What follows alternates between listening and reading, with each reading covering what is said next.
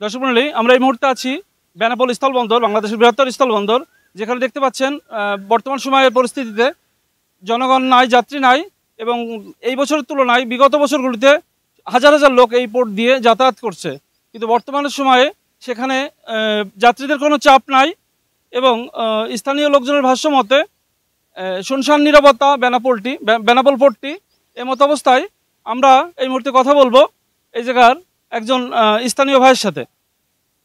ভাই, বর্তমান পরিস্থিতি বেনাপোল সম্পর্কে, বেনাপোল যাত্রী সম্পর্কে আপনি কিছু? আসলে আমি কি বলবো, এই মুহূর্তে যেটা বলতে হয়, আপনি দেখতেই পাচ্ছেন বেনাপোল অবস্থান কি অবস্থা। বেনাপোলের অবস্থা প্রচণ্ড খারাপ। আর বিশেষ করে আমাদের এই স্থলবন্দর দিয়ে কোনো পাসপোর্ট যাত্রী নাই, যার কারণে এই শ্মশান নীরবতা।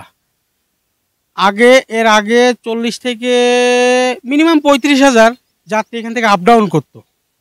আর সেই জায়গাটা এমনই একটা অবস্থান হয়ে দাঁড়াইছে যেখানে দেখেন একদম শ্মশান নীরবতা, কারোর কোনো কাজ নেই এখানে। পরিবহন বলেন, এখানে যারা দিনমজুর কাজ করেন আমাদের লেবার ভাইরা বলেন, তারাও কিন্তু অনেক বসে বসে সময় পার করতেছে, ঠিক আছে।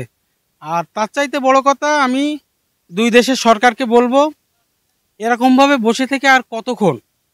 আমি তাদেরকে বলবো তারা যাতে পাসপোর্ট ভিসাটা চালু করে দেয়, আমি এই আশা ব্যক্ত করব তাদের কাছ থেকে। আর অনেক দিন হয়ে গেল আমরা বসে বসে সময় পার করছি, আমাদের আর সংসারটা চলছে না।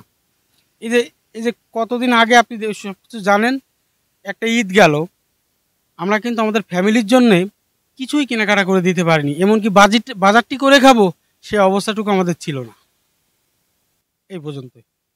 ধন্যবাদ আপনাকে। দর্শক মণ্ডলী, আমরা একজন স্থানীয় লোকের কথা শুনলাম।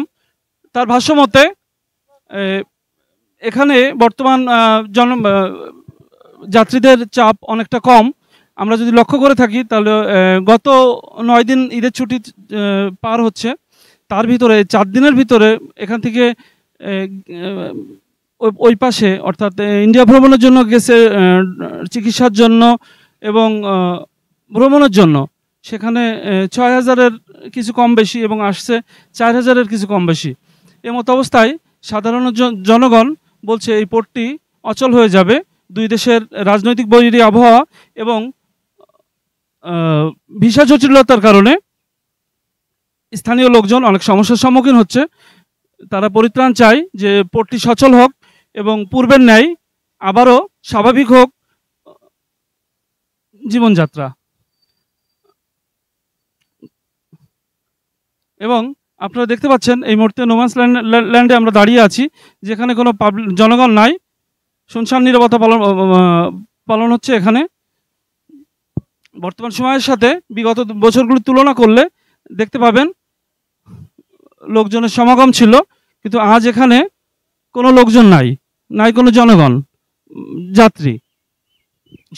সব মিলিয়ে আপনারা দেখতে পাচ্ছেন নীরবতায় ভর করছে, শুনশান নীরবতায় বেনাপোল ইমিগ্রেশন সহ সমস্ত এরিয়া।